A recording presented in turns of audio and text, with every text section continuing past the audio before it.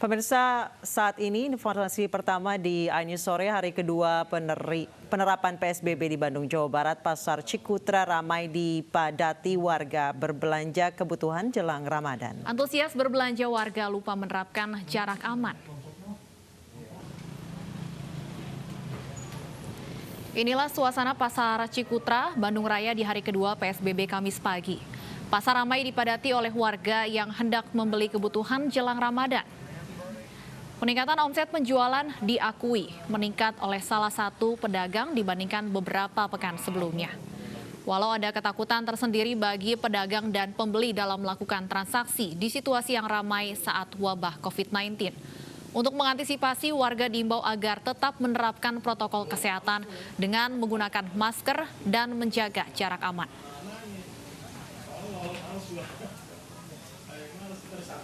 Ya, kalau setahun sekarang agak merosot, kalau waktu tahun kemarin alhamdulillah banyak gitu omsetnya. Kalau sekarang lagi merosot. Lagi merosot. Ada itu penyakit corona itu kendalanya gitu.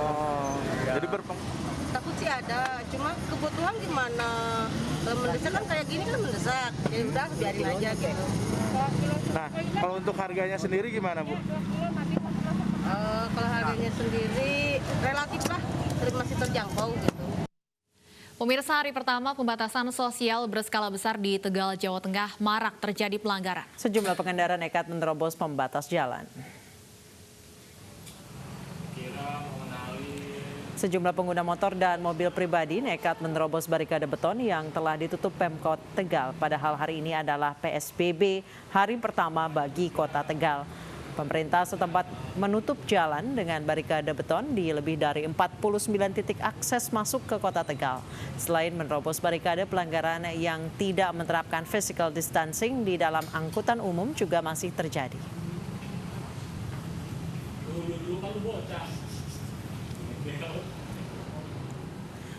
Dan saat ini sudah bergabung bersama kami Wakil Wali Kota Tegal Muhammad Jumadi. Selamat sore Pak Muhammad Jumadi.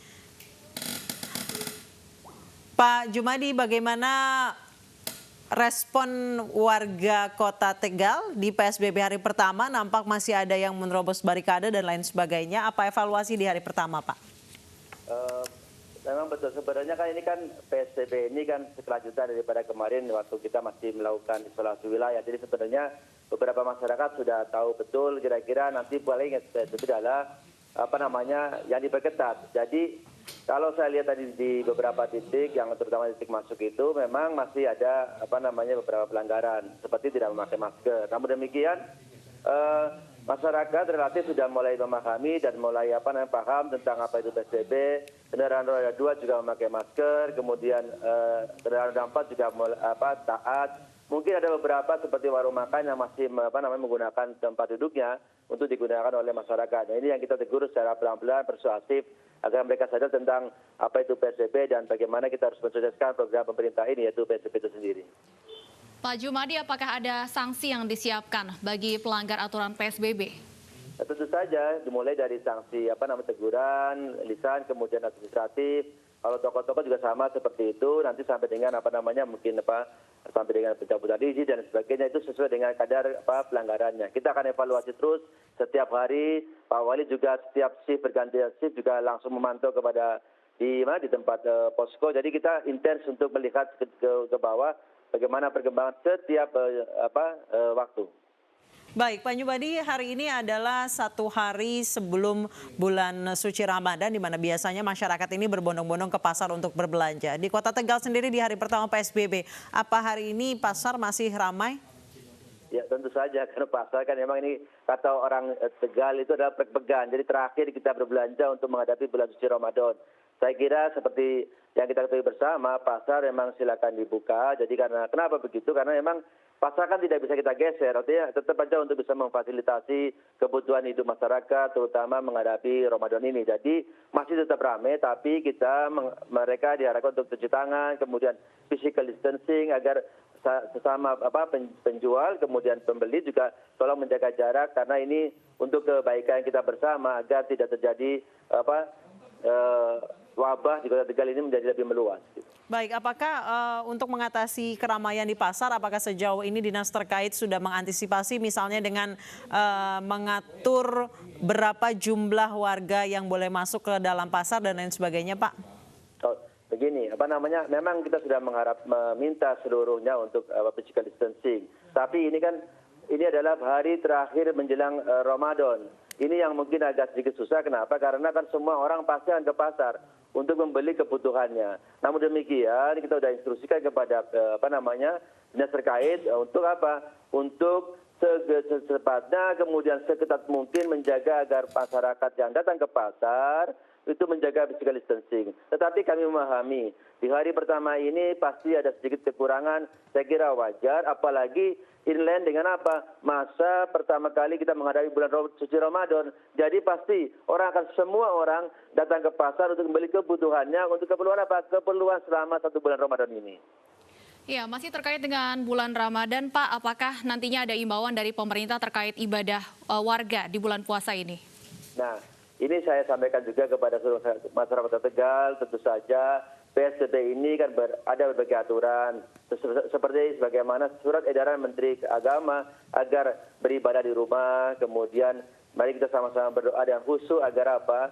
Agar wabah pandemi ini bisa cepat selesai. Saya kira semuanya sadar betul, ada PSBB ataupun tidak ada PSBB, surat edaran Menteri Agama saya kira sebagai acuan kita bersama untuk menghadapi ibadah di bulan suci Ramadan ini, yang notabene ini sangat-sangat berat untuk umat muslim, tetapi saya yakin umat muslim memahami betul tentang ibadah yang luar biasa ini di bulan suci ini dengan suasana yang sangat-sangat prihatin. Untuk itu, mari kita sama-sama berdoa dengan khusyuk agar wabah pandemi ini cepat berakhir di Republik ini. Baik, Pak Jumadi, dari visual yang kami dapatkan di Kota Tegal hari ini, banyak warga yang membuka sendiri barikade yang telah dipasang sebelumnya, Pak.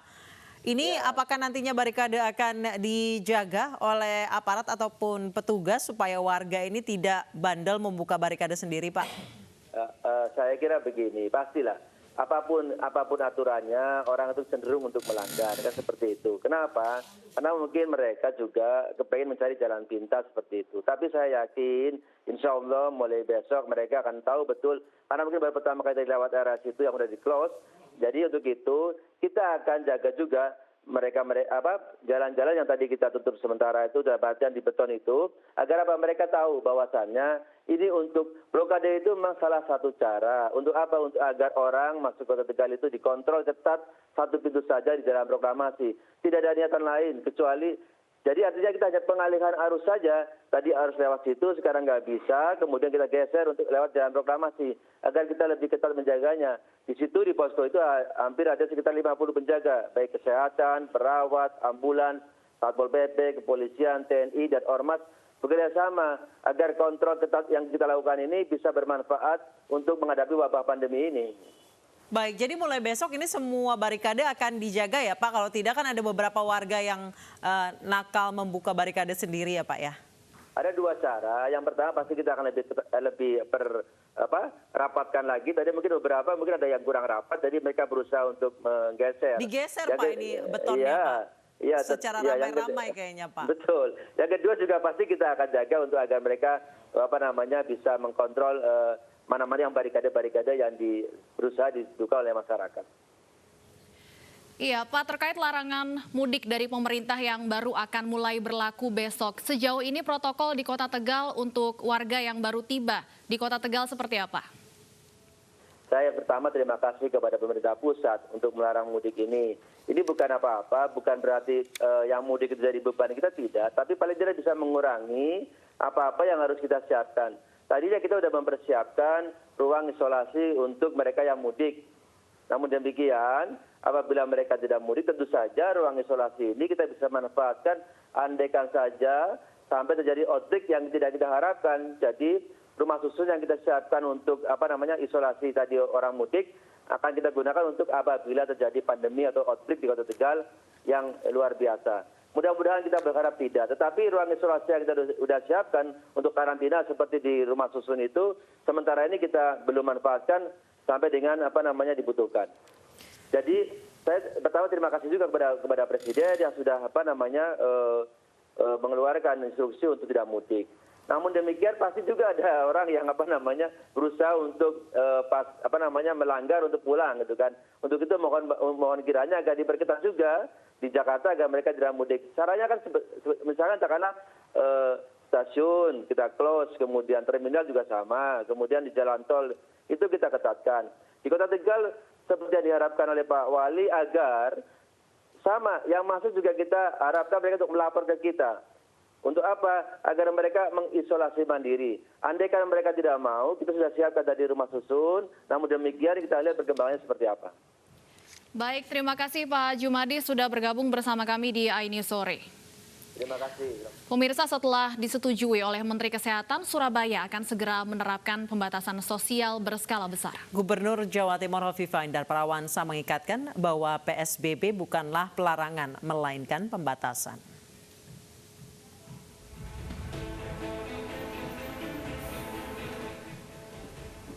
Kota Tegal, Jawa Tengah ditutup sejak 30 Maret hingga 3 April 2020 lalu. 49 titik di Kota Tegal dihalangi beton dan tidak bisa diakses warga. Aktivitas perniagaan juga dilarang. Tindakan ini merupakan keputusan Wali Kota Tegal, Dedi Yon Supriyono, yang memberlakukan lockdown lokal untuk mencegah penyebaran virus corona. Seiring bertambahnya jumlah pasien positif corona di Kota Bahari.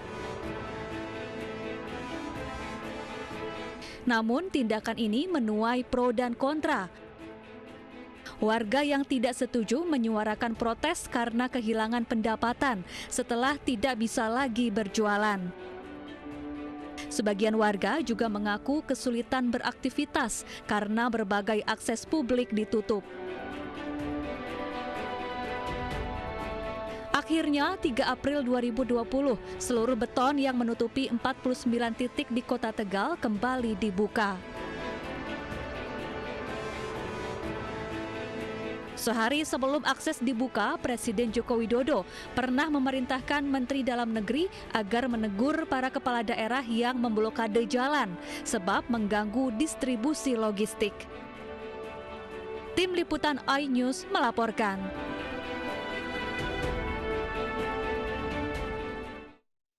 Pemirsa, kami mohon maaf, informasi yang kami tayangkan tadi adalah lockdown yang sempat diberlakukan oleh Wali Kota Tegal pada awal bulan April 2020. Kita kembali ke informasi di pemberlakuan PSBB di Surabaya. Setelah disetujui Menteri Kesehatan, Surabaya akan segera menerapkan pembatasan sosial berskala besar. Gubernur Jawa Timur Khofifah Indar Parawansa mengingatkan bahwa PSBB bukanlah pelarangan, melainkan pembatasan.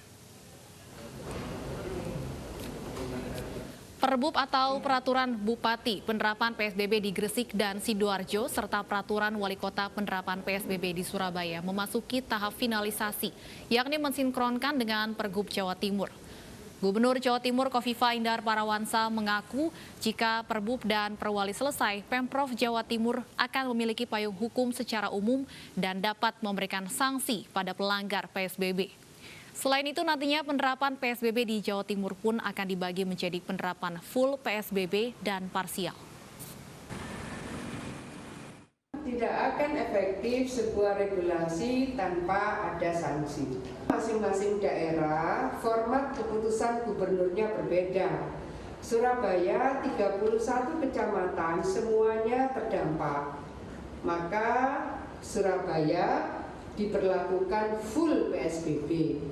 Tetapi Gresik dan Sidoarjo parsial PSBB karena yang terdampak adalah Pembatasan sosial berskala besar di DKI Jakarta diperpanjang hingga 22 Mei mendatang. Gubernur DKI Jakarta berdalih keputusan tersebut berdasarkan diskusi dengan sejumlah ahli. Pemberlakuan PSBB di wilayah DKI Jakarta diperpanjang hingga 22 Mei mendatang. Dengan begitu, pembatasan sosial berskala besar ibu kota berlangsung selama 28 hari, terhitung sejak 10 April lalu. Sejumlah pelanggaran selama PSBB menjadi bahan evaluasi Pemprov DKI Jakarta.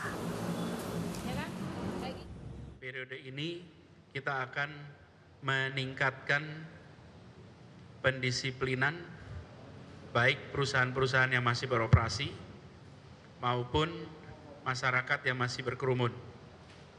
Hari-hari kemarin banyak sifatnya educational. Diberikan peringatan, dihimbau, karena banyak dari masyarakat yang masih belum menyadari benar tentang PSBB. PT Kereta Api Indonesia membatalkan seluruh perjalanan kereta api jarak jauh dan kereta api lokal. Pembatalan jadwal ini akan berlaku mulai besok 24 April 2020.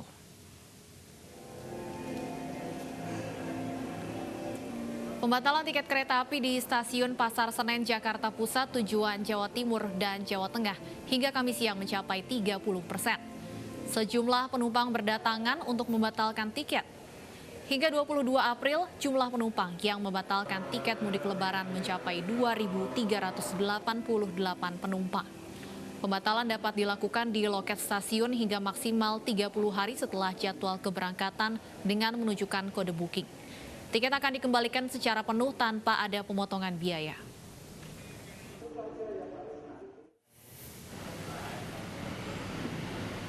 Pembatalan perjalanan kereta api jarak jauh juga berlaku bagi kereta eksekutif dengan keberangkatan dan kedatangan di stasiun Gambir, Jakarta Pusat. Selain melalui loket kereta api secara langsung, pembatalan juga dapat dilakukan melalui kontak center 121 dan dipersilahkan untuk mengikuti petunjuk selanjutnya. Pembatalan melalui aplikasi dapat dilakukan hingga maksimal 3 jam sebelum jadwal keberangkatan dan uang akan ditransfer paling lambat 45 hari kemudian.